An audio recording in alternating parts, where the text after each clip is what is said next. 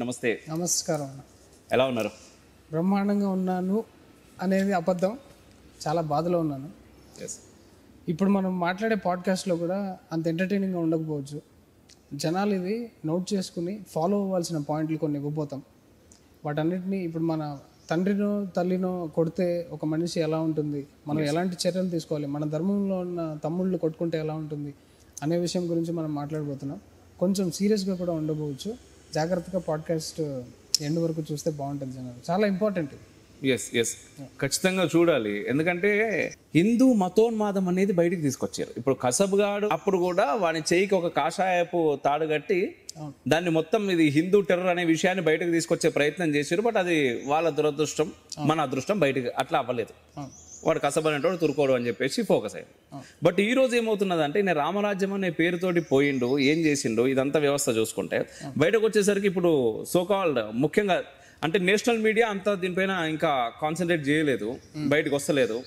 అదే విషయంలో రంగరాజన్ గారు కాకుండా ఇంకా వేరే ఎవరైనా ఉంటే అసలు వేరే లెవెల్లో ఉండేది. ఇది నేషనల్ మీడియా కాదు, ప్రపంచం మొత్తం ఇటువైపు చూస్తుండే. ఇప్పుడు చూడరు వాళ్ళు. బట్ ఇప్పుడు తెలుగులో కొంతమంది ఉన్నాయి, గంజాయి మొక్కలు అవి ఇవి అవన్నీ మాట్లాడుతూ ఉన్నాయి, బాగా చాలా గట్టిగా మాట్లాడుతూ ఉన్నాయి. ఏది అసలు మతోన్మాదం పెరిగిపోతా ఉన్నది, హిందూ మతోన్మాదం అని చెప్పేసి. సో వీటన్నిటి ఖచ్చితంగా ఒకటి కౌంటర్ కావాలి అండ్ సొల్యూషన్ కూడా కావాలి, ఓన్లీ మాట్లాడడం కాదు. రెండవది మీరన్నారు ఫస్ట్ మాట అది. ఎందుకంటే ఎవరైతే హిందుత్వం గురించి, పోనీ దేశం గురించి, ధర్మం గురించి మాట్లాడాలి అని చెప్పేసి ముందుకు వస్తున్నారో, ముఖ్యంగా సోషల్ మీడియా ఇన్ఫ్లుయెన్సర్స్, వాళ్ళకే పడదు. వాళ్ళే ఒకరిపైన ఒకరు ఒక వ్యవస్థ నడుస్తూ ఉన్నది. ఇది ఎంతవరకు సమంజసం అండ్ ఇది పోవాలి అంటే ఏంటి అనేది ఖచ్చితంగా మనం మాట్లాడాలి. ఎందుకంటే ఇది ఎందుకంటే అందరి లోపల ఒక ధర్మం బాగుండాలనే భావన ఉన్నప్పుడు, ధర్మం గురించి నీలాగే ఇంకొకరు పనిచేస్తున్నప్పుడు తప్పులు అనేవి ప్రతి వాళ్ళ లోపల ఉంటుండొచ్చు. బట్ ఆ తప్పును మనం ఎలా సరిదిద్దుకొని ముందుకు పోవాలనేది ఆలోచించాలి. ఆలోచించుకొని మనమే కొట్టుకోవడం ద్వారా ఒక దగ్గర ఆగిపోతాం. అది బయట వాడికి ఆటోమేటిక్గా మనం అస్త్రాలు ఇస్తా ఉన్నాం. వీటన్నిటి గురించి మాట్లాడాలి. దీంతో పాటుగా మనం నేషనల్ ఇన్ఫ్లుయెన్సర్లు కూడా ఉన్నారు చాలా మంది.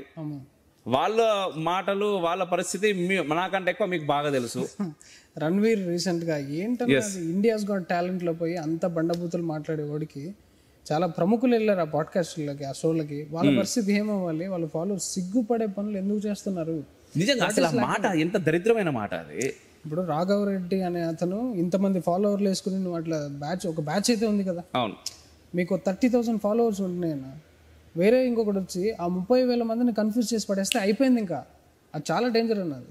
ఆ కన్ఫ్యూజ్ చేసేవాడు మళ్ళీ మన తమ్ముడు, మన దాంట్లో ఉన్నాడే అవుతున్నాడు. మళ్ళీ వాడి మీద నువ్వు ఎట్లాంటి చర్యలు తీసుకోవాలి? ఇప్పుడు చూడండి, స్టార్టింగ్ లో గంజాయి మొక్క ఛానల్స్ వీళ్ళందరూ కూడా ఇస్లామిక్ ప్రాపగాండా బుక్ ని ఒకడు వెళ్ళి వీడియో తీసి క్వశ్చన్ చేస్తే ఆ ఎగ్జాంపుల్ తీసుకొని అది రాడికలిజం అంటున్నారు. అదే అన్న రాడికలిజం. అట్లాంటి వాళ్ళని నిజంగానే బంధించాలి, వాళ్ళ మీద దాడి చేయాలి కదా. ధర్మాన్ని నాశనం చేసే వాళ్ళకి ఎట్లాంటి ఎగ్జాంపుల్ తీసుకుని వచ్చి ప్రాపగెండా స్టార్ట్ అయిపోయింది. ఇక్కడ ఏమంటుంది, ఇప్పుడు ఛత్తీస్గఢ్లోని మావోయిస్టులని మొత్తం లేకుండా చేసి పడేస్తామని చెప్పేసి అమిత్ షా మాట్లాడాడు. మావోయిస్టులు లెఫ్ట్ అని చెప్పేసి మేము ఫస్ట్ ఫిక్స్ అయిపోతుంది. అమిత్ షా మాట్లాడలేదు లెఫ్ట్ రైట్ కాదు, మావోయిస్ట్ అనేటువంటి మేము లేకుండా చేస్తాం. ఎందుకు లేకుండా చేయాలి? తప్పదు. ఎందుకంటే వాడు ఉంటే మనకు ప్రమాదం కాబట్టి. సో లెఫ్ట్ నువ్వు మొత్తాన్ని మేము తీసి పడేస్తాము అని చెప్పేసి మాట్లాడిండు అమిత్ షా అని చెప్పేసి ఆయన మాట్లాడిన హిందీ ఈమె తెలుగు జోడించి ఏమో ముచ్చట మాట్లాడింది. దానికి తోడు ఇప్పుడు కట్ చేస్తే ఏంటంటే మావోయిస్టులు పక్కకు ఇప్పుడు మతోన్మాదులు. మరి మావోయిస్టులను మీరు లేకుండా చేస్తారు, మతోన్మాదులను లేకుండా చేయరా అంటారు. అసలు మతోన్మాదులను ఖచ్చితంగా లేకుండా చేయాలి, కానీ ఎవరు మతోన్మాదులు అనేది ప్రశ్న.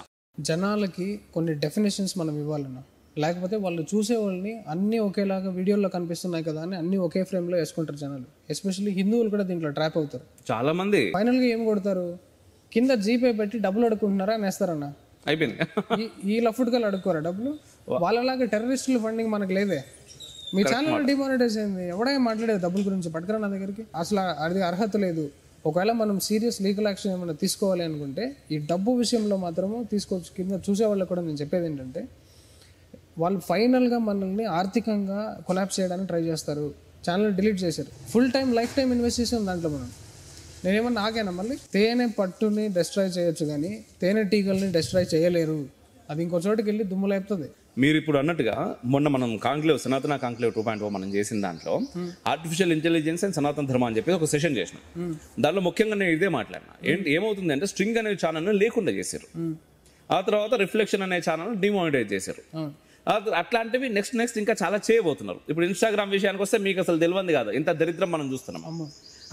వీటన్నిటికీ సొల్యూషన్ ఏంది? వాడేమన్నా అంటే ఇప్పుడు ఒకటే మాట, డబ్బులు మీరు అన్నట్టుగా ఫోన్పే గూగుల్ పే పెడతారు అని చెప్పేసి మాట్లాడుతున్నారు. ఇదే ఫోన్పే గూగుల్ పే గేమ్స్ ఆడేటోడు పెడతాడు, ధర్మం మీద విషం కక్కేటోడు పెడతాడు. అసలు ఆ మాటని మనల్ని అవమానించే లఫుడ్ గల్లా పెడతారు. ఓపెన్ ఛాలెంజ్ కొడకల్లారా, ఛానల్ డిమానిటైజ్ చేసి పెట్టండి వీడియోని. ఏ లెఫ్టిస్ట్ గాడైతే మనల్ని అంటున్నాడో మీ ఛానల్ డిమానిటైజ్ చేసి స్క్రీన్ షాట్ పెట్టి వీడియో పెట్టండి.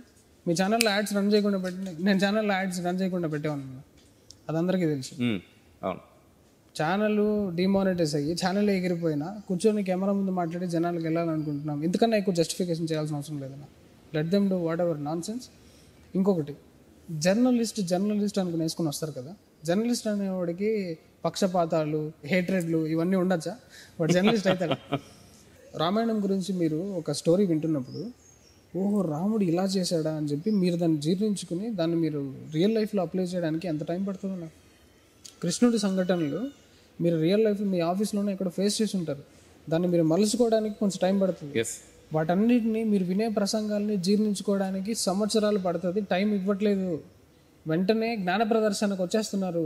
యాక్చువల్గా ఈ జ్ఞాన ప్రదర్శన చేసే వాళ్ళు ఎవరు కూడా రియల్ లైఫ్లో ఇంప్లిమెంట్ చేయలేరు. మీరు ఇంతకుముందు చెప్పినట్టుగా బేసిక్గా మనం చేయాల్సింది అది. మన ధర్మం నుంచి మన పోనీ రామాయణ వీటి ఇతిహాసాల నుంచి పురాణాల నుంచి మనం తీసుకొని 10 మందికి చెప్పుడు ఓకే, నీ ఇంటర్ప్రిటేషన్తో నువ్వు చెప్తున్నావు, కానీ నువ్వు దాన్ని ఎంతవరకు ఫాలో అవుతున్నావు అనేది అన్నిటికంటే ముఖ్యం. ఫాలో కాకుండా నేను ధర్మాన్ని నిలుపుతున్నాను అనే బోర్డు వేసుకుని వస్తారు చూసారా, సనాతన ధర్మం జోలికి వస్తే నేను చంపేస్తా అనేది పిచ్చి అంటాను నేను. సనాతన ధర్మమే సద్గురు క్లియర్గా చెప్పాడు కదన్నా, నువ్వు ఒక దోమని క్రియేట్ చేయగలవా? దోమని ఎందుకు చంపుతున్నావు? నువ్వు దోమనే చంపదంటాడు. అసలు ఇంక మనిషిని నువ్వు చంపే అంత రేంజ్కి వెళ్తున్నావు అంటే నీ అర్హత ఏంటి? నువ్వేమన్నా రాముడా కృష్ణుడా? శివుడితో కమ్యూనికేట్ చేసి పాశుపశాస్త్రాలు తీసుకుని రావణుడిని నేను చంపగలనా లేదా అని శివుడిని అడుగుతాడు రాముడు. ఇదే మన అర్చకుల్ని వీళ్ళందరినీ కొట్టుకుంటూ వెళ్ళాడు రాముడు. కరెక్ట్.